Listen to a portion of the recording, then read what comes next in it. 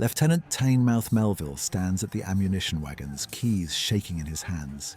He's 31 years old, never seen combat, joined the army for glory and got logistics instead. Around him, British soldiers are screaming, not war cries, but panic. Ammunition. We need ammunition now. The horizon to the east has turned black, not because of storm clouds. It was because 20,000 Zulu warriors are moving in formation. There are so many men, it looks like the earth itself is advancing. Melville fumbles with the keys, trying to unlock the wooden boxes that hold the rifle cartridges. His hands won't stop shaking. Behind him, soldiers are dying. The crack of rifles is slowing. Men are running out of ammunition after 45 minutes of continuous fire. In front of him, the boxes are sealed with copper bands screwed shut, taking 3 minutes each to open with a screwdriver. 3 minutes per box. Men dying at 10 per minute. The mathematics don't work. A sergeant runs up, face red, desperate. "Sir, the line is collapsing. We need those cartridges." Melville gestures helplessly at the sealed boxes. The sergeant grabs his rifle, smashes the wooden butt into the nearest crate. The wood splinters. He tears the lid open, grabs handfuls of cartridges, and runs back toward the firing line. He makes it about 50 yards before a Zulu throwing spear impales him in the back. Before we go any further, I have a quick question. Where in the world are you watching from tonight? Now, drop your country in the comments below, and we're always curious to see how far these videos reach. And if you're new here, welcome. Subscribe now and join the order. This is January 22nd, 1879. Isandlwana, Zululand. In 90 minutes, the British camp will be overrun and 1,800 men will be dead. Killed by warriors with spears because their ammunition was locked in boxes nobody could open fast enough. This is the worst British military disaster of the colonial era. The battle the Empire tried to forget. The day 20,000 Zulus with shields and stabbing spears defeated 1,800 British soldiers armed with modern rifles. Not because spears beat rifles, but because British bureaucracy was slower than Zulu tactics. To understand how professional British soldiers with breech-loading rifles lost to warriors carrying cowhide shields and 18-inch spears, you need to understand the arrogance that killed them. January 11th, 1879. British forces under Lord Chelmsford crossed the Buffalo River into Zululand. This isn't a border skirmish, it's an invasion. The British Empire has given Zulu King Cetshwayo an ultimatum. Disband your 40,000 warrior army, accept British authority, or face war. Cetshwayo refuses. Chelmsford invades with 3 columns totaling 15,000 troops, expecting to crush Zulu resistance in weeks, maybe days. The British believe this will be easy. The technological gap appears insurmountable. British soldiers carry Martini-Henry rifles, single-shot breech loaders that fire a .577 caliber bullet capable of killing a man at 400 yards. Rate of fire in trained hands, 12 rounds per minute. The Zulus have Iklewa, short stabbing spears with 18-inch blades, designed by King Shaka 50 years earlier for close combat. They carry cowhide shields that can deflect glancing shots but can't stop direct hits. Everyone knows the equation: rifles beat spears. That's just simple physics. Left in command of the main camp at Isandlwana is Lieutenant Colonel Henry Pauline, 45 years old, a career administrator who's never seen combat. He writes supply reports, counts rations, follows regulations to the letter. Chelmsford takes 2,500 troops and marches southeast, chasing a reported Zulu force, leaving Pauline with 1,800 men, 1,700 infantry, 100 cavalry, plus several hundred African auxiliaries. Pauline stands in the center of camp beneath a massive sphinx-shaped mountain the Zulus call Isandlwana, and surveys his position. His officers suggest forming a defensive laager. Circle the wagons, build fortifications, dig rifle pits, prepare for siege. Standard procedure when facing superior numbers in hostile territory. Pauline refuses. His reasoning is simple. We won't need it. They're just Zulus.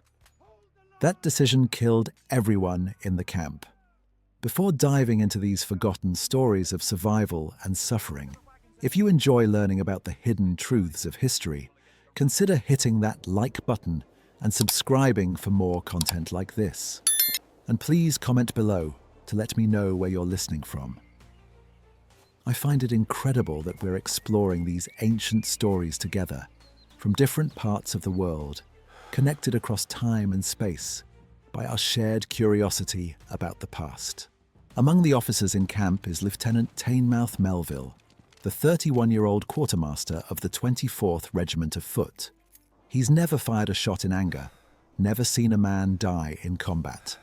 He joined the army 8 years ago seeking adventure and distinction. Instead, he got assigned to supply management, counting bullets, organizing equipment, filling out requisition forms while other men earned glory. His fellow officers joke about it. Melville's the safest man in Zulu land, always in the rear with the gear. He laughs along, but the sting is real. He writes letters home to his wife about how tedious garrison duty is, how he wishes he could transfer to a position where real soldiers serve, where bravery matters. In 6 hours, he'll die, trying to save a regimental flag he could have abandoned. He'll drown in a river with the Queen's colour tied to his chest, proving he was braver than anyone who ever mocked him. But right now, standing in the supply depot, he's just a logistics officer who wishes he was anywhere else. The ammunition for the Martini-Henry rifles is stored in wooden boxes, sealed with copper bands, screwed shut. It takes 3 minutes to open each box with a screwdriver. The screws are tight, the bands are thick. The procedure is deliberate. The boxes are organized by regiment: 24th Regiment, 91st Light Infantry, Native Contingent. Each contains ammunition for one specific unit. British Army regulations state that soldiers from the 24th Regiment cannot use ammunition from the 90th Regiment's boxes. Different suppliers, different lot numbers, strict accountability protocols. Melville holds the keys to the ammunition wagons. He's about to face an impossible choice. Follow regulations and watch men die waiting for the correct ammunition, or break regulations and face court-martial for improper supply management. The irony is perfect. Those copper bands sealing the boxes, they were Pauline's idea. He ordered the ammunition secured during the march into Zululand to prevent theft and maintain accountability.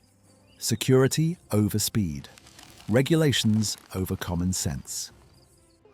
At 400 yards, British rifles are devastating. A single Martini-Henry bullet can punch through a cowhide shield, through the warrior behind it, and into the man behind him. At that range, the British are invincible. At 10 yards, Zulu spears are unstoppable. The Iklewa is designed to slide between ribs, puncture organs, kill with a single thrust. At that range, the Zulus are masters. The question becomes, can 20,000 warriors cross 400 yards of open ground before the British run out of ammunition? The Zulus have a plan. The British have confidence. Only one wins battles. The battlefield at Isandlwana looks deceptively simple. A wide plain of grassland stretching east from the British camp toward distant ridges. Perfect terrain for rifles, terrible terrain for spears. Except the plain isn't simple at all. The ground is crisscrossed with dongas, dry ravines carved by seasonal rains, 10 to 15 feet deep, hidden by tall grass. From the British camp, the plain looks empty. From inside a donga, you can hide 1,000 warriors moving in single file, invisible until they're 100 yards away. If you visit Isandlwana today and walk down into one of these dongas, You understand immediately. The ravine walls are sheer volcanic rock. The grass is 5 feet tall. Once you're 6 feet below ground level, you're invisible from 50 yards away. 1,000 men can move through these natural trenches in broad daylight, and the enemy sees nothing until it's too late. It's not stealth, it's geometry. The Zulus know every fold in this terrain. They've hunted here, herded cattle here, lived here for generations. The British have been in Zululand for 11 days. They know nothing. King Cetshwayo's battle plan is called Impondo Zankamo, the Buffalo Horns. It's a tactical formation refined over decades of Zulu warfare, studied today in military academies as a masterpiece of pre-industrial strategy. The chest, 8,000 warriors attack from the front, fixing the enemy in place, absorbing casualties, preventing retreat. These are experienced fighters who understand their role is to pin the British down, make them commit their ammunition to the frontal threat. The Horns, 2 regiments of 6,000 warriors each spread wide and encircle the enemy from both flanks. These are young men in their 20s, unmarried warriors, the fastest runners in the army. Their job is speed and envelopment, move through the dongas, stay hidden, then emerge behind the enemy to cut off escape. The Loins, 4,000 reserves, sit with their backs to the battle, watching the ground behind them, ready to exploit breakthroughs or plug gaps. They don't watch the fighting. That's discipline. That's trust in the commanders. The man commanding this 20,000 warrior army is Nchingwayo Kamahole, 60 years old, veteran of 40 years of warfare. He's not a savage chieftain. He's a tactical genius who spent his entire life studying how to defeat enemies with superior weapons. The Buffalo Horns isn't a mob charge. It's coordinated maneuver warfare that requires precise timing and ironclad discipline. January 22nd, 1879. Dawn. British scouts report a small Zulu force on a plateau 12 miles southeast, maybe 2,000 warriors. Chelmsford sees an opportunity to destroy them before they can threaten the camp. He takes 2,500 troops, more than half his force, and marches out at first light. It's bait. The main Zulu army, all 20,000 warriors, is hiding 5 miles northeast in the Ngwebeni Valley, sitting in complete silence, waiting for nightfall to attack. The plan was to assault the British camp after dark when rifles are less effective, but fate intervenes. At 11 a.m., a British cavalry patrol searching for stray cattle stumbles onto the hidden army. 24 horsemen crest a ridge, and suddenly they're staring down at 20,000 warriors sitting motionless in the valley below. For a moment, nobody moves. The Zulu commanders make an instant decision. Attack now. Surprise is gone. Waiting accomplishes nothing. The warriors rise to their feet and begin advancing. Pauline is now isolated with 1,800 men. No fortifications and no idea what's coming. He deploys his forces in extended line formation. Men spread across 600 yards in 2 ranks, perfect for delivering rifle volleys, catastrophic for defense if flanked. It's parade ground tactics applied to open warfare against an enemy that specializes in envelopment. For 30 minutes after the scouts' warning, nothing happens. British soldiers on the firing line see dust clouds in the distance, movement on the ridges. They form up, rifles loaded, bayonets fixed. Officers issue calm orders. Hold fire until 400 yards. Aim low, controlled volleys. It's a hot summer day. January is summer in the southern hemisphere. The sun is directly overhead. Soldiers sweat in their red wool coats, heavy leather equipment, uncomfortable boots. They're thirsty. There's no shade. They stand in the sun and wait. At 12:30 p.m., the Zulu army appears. Not as a disorganized mob, but in perfect formation. the chest advancing from the northeast in a dense mass 8,000 strong, the horns spreading north and south like two black crescents of humanity. The formation is 3 miles wide, moving with mechanical precision. From the British perspective, it looks like the horizon is turning black, like a wave of darkness rolling toward them. The Zulus don't chant war songs, don't shout challenges.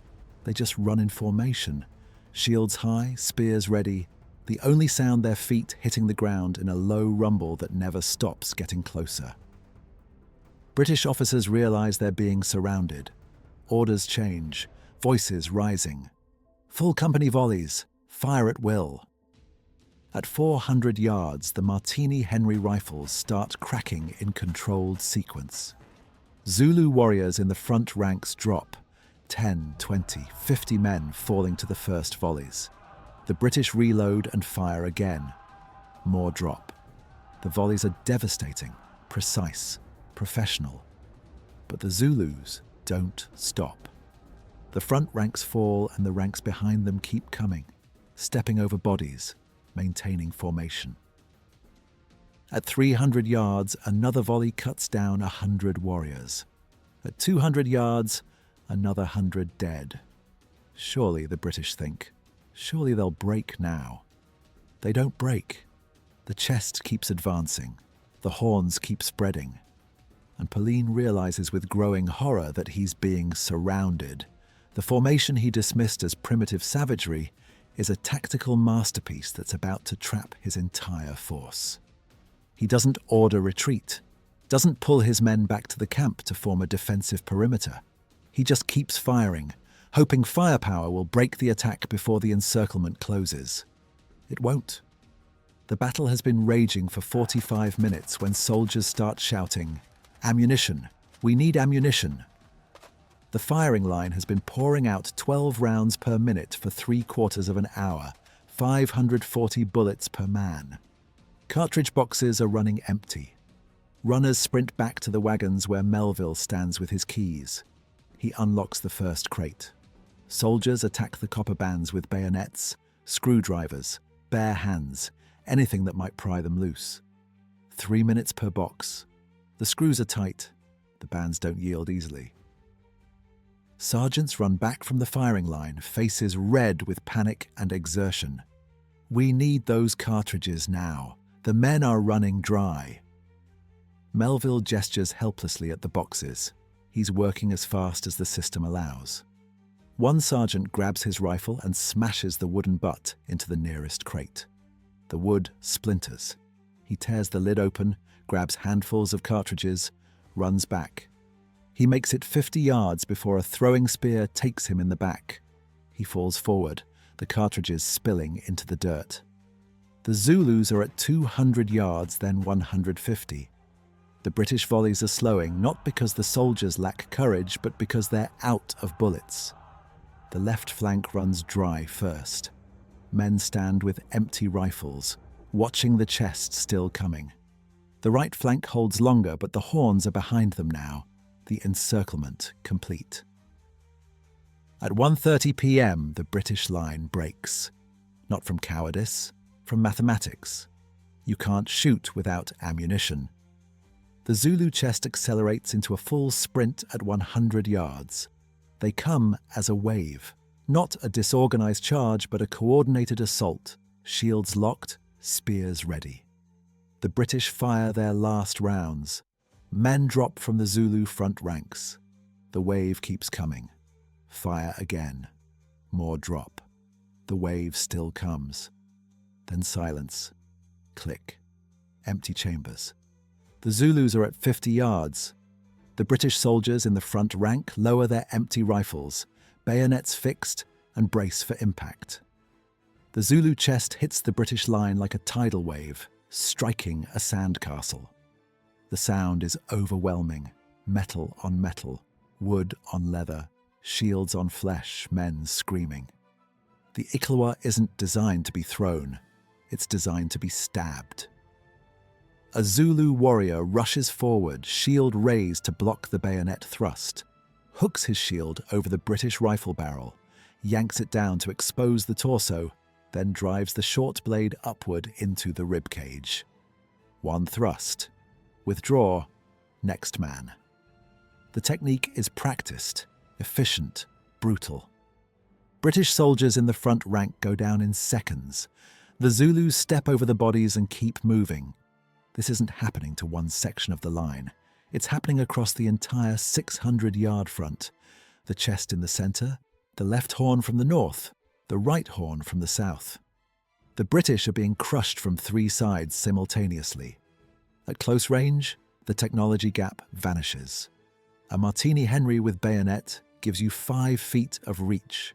A Nickelwa with shield gives you 5 feet of reach.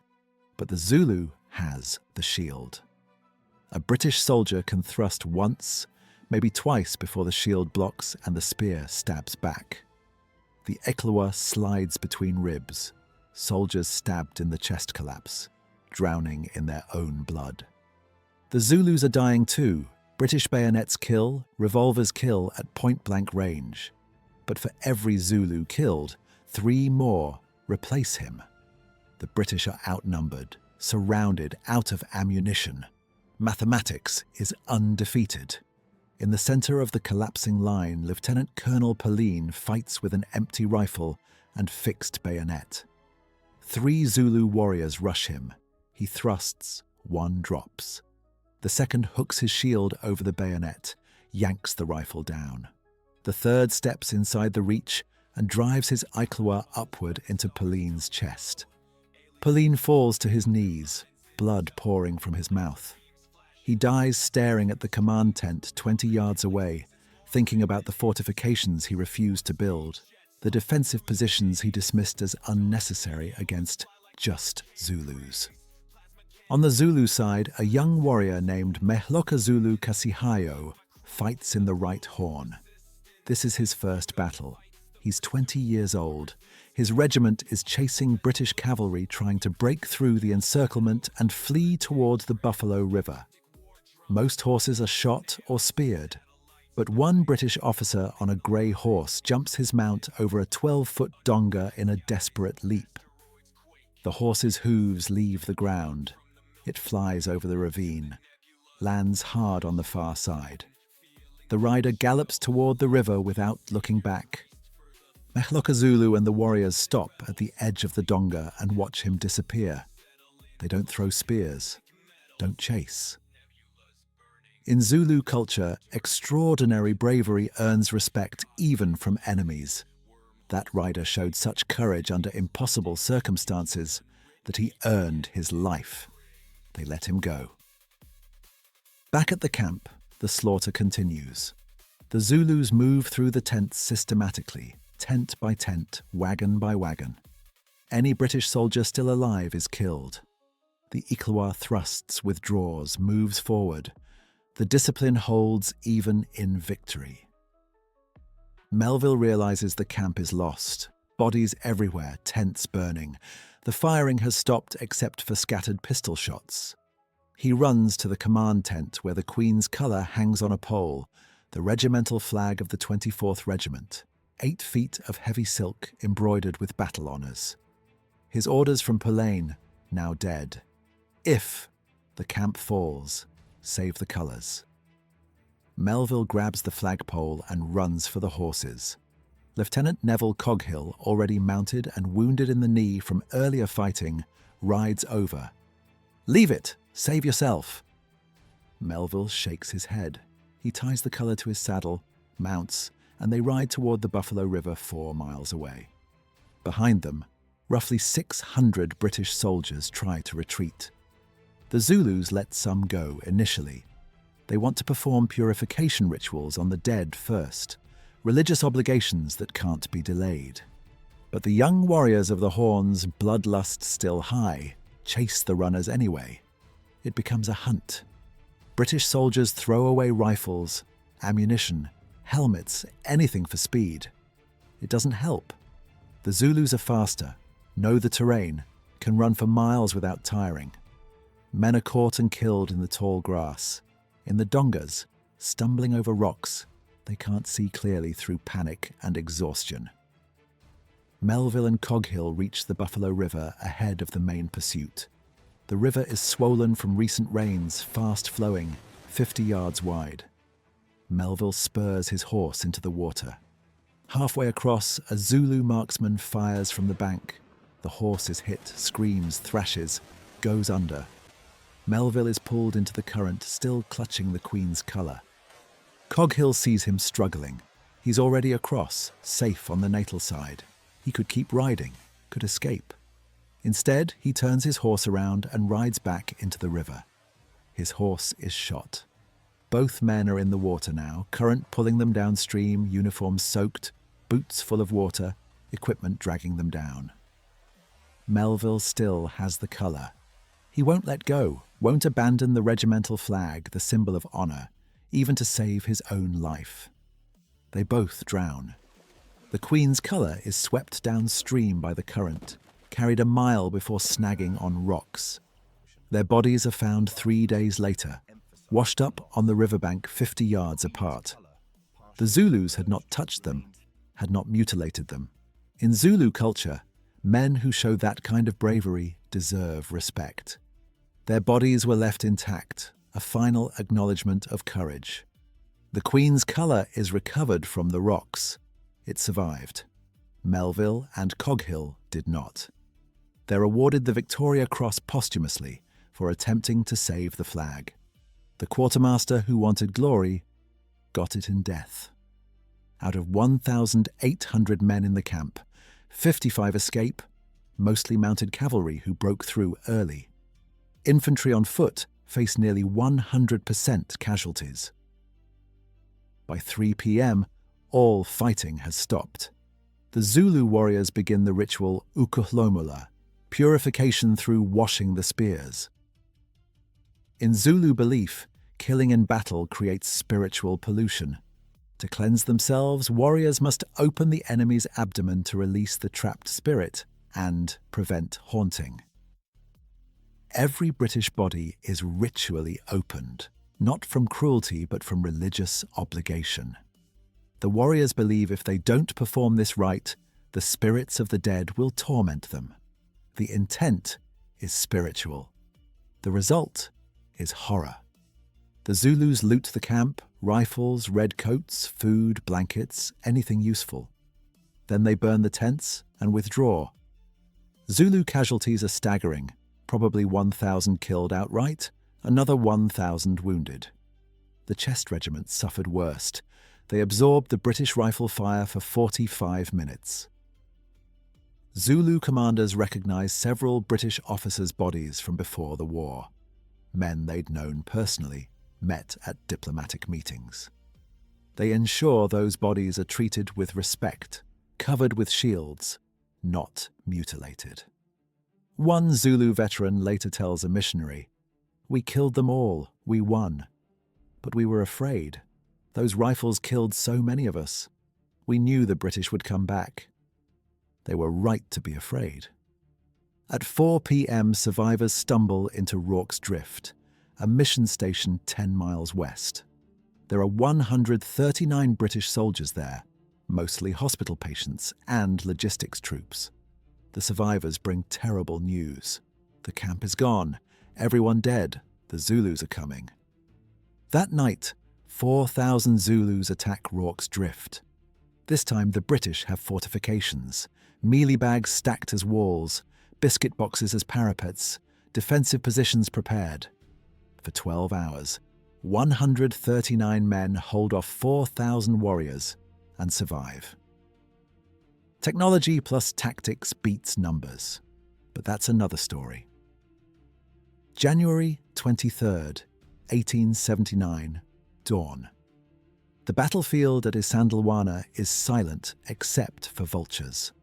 Lord Chelmsford returns from chasing the decoy force.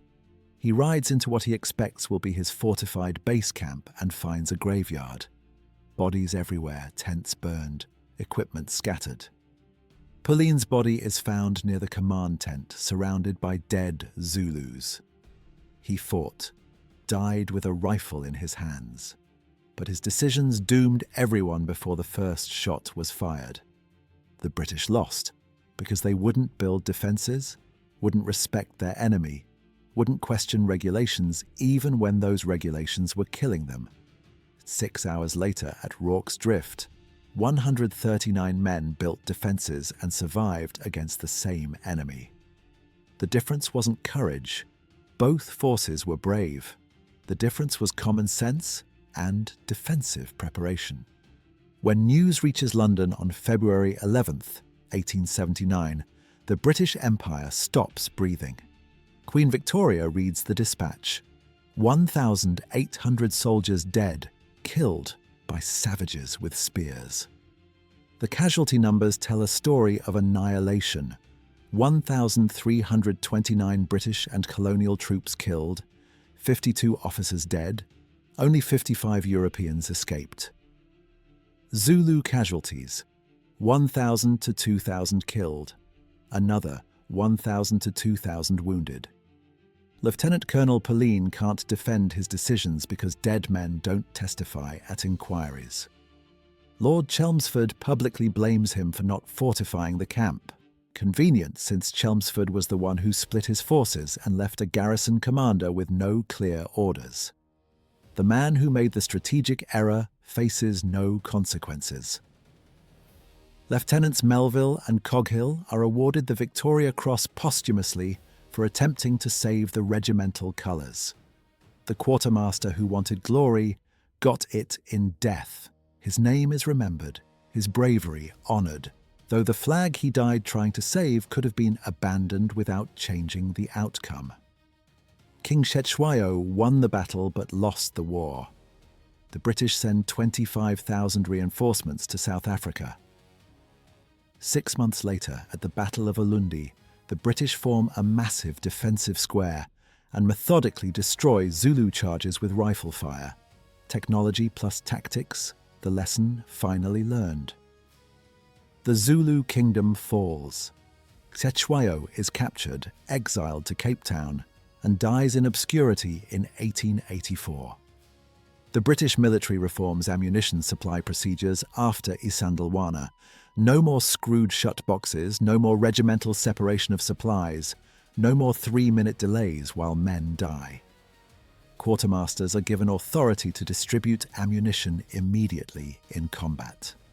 The regulations that killed 1,800 men are quietly rewritten. But the deeper lesson goes unlearned. The British learned tactics, build fortifications, maintain ammunition access, and applied those lessons at Rorke's Drift with success.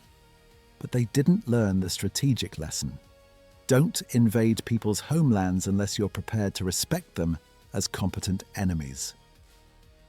6 months later, the British crush the Zulus with overwhelming force and call it civilization. They build monuments to Rorke's Drift, 139 heroes who held off 4,000 Zulus. They bury the memory of Isandlwana as deep as they can because Isandlwana is humiliating. 1,800 men slaughtered because of arrogance, incompetence, and bureaucracy. This is why the British Empire glorified Rorke's Drift and tried to forget Isandlwana. Rorke's Drift is heroic, a small force defending against overwhelming odds. Isandlwana is catastrophic, a large force destroyed by an enemy they refused to take seriously. Empires prefer myths to uncomfortable truths. Pauline dismissed the Zulus as just Zulus, who didn't warrant defensive preparations. The Zulus used the buffalo horns formation, so sophisticated that military academies study it today as an example of pre-industrial tactical brilliance. The savages understood terrain, maneuver warfare, and combined arms tactics. The civilized British understood regulations and arrogance. Today, if you visit Isandlwana battlefield, it's peaceful. The sphinx-shaped mountain still dominates the landscape. Cattle graze where men died. White stone cairns mark mass graves where British soldiers were buried. Zulu memorials dot the hills. You can walk the ground where the buffalo horns closed, see the dongas where 20,000 warriors hid in broad daylight. understand the geometry that made the invisible army possible. The British bodies were buried in mass graves where they fell. The Zulus carried their dead home to be buried in ancestral lands with proper ritual. That difference tells you everything. One side was invading, the other defending home. In the small museum at the battlefield, you can see Martini-Henry rifles rusted into the soil, Zulu shields with bullet holes, copper bands from ammunition boxes. Most tourists skip the museum, take photos at the monuments, and leave. The truth is uncomfortable. The mountain is beautiful. Isandlwana teaches that superior technology doesn't guarantee victory. Superior tactics do. The Zulus understood their terrain, understood their enemy's weakness, adapted their ancient formation to modern rifles, and won anyway, despite horrific casualties. The British made 3 fatal errors. First, underestimating their enemy based on racial prejudice rather than tactical assessment. Second, splitting forces without proper reconnaissance. Third, locking ammunition in boxes sealed with copper bands because regulations mattered more than survival. The first error was hubris. The second was tactical incompetence. The third was bureaucratic insanity. All 3 were deadly. But here's what we didn't tell you at the beginning.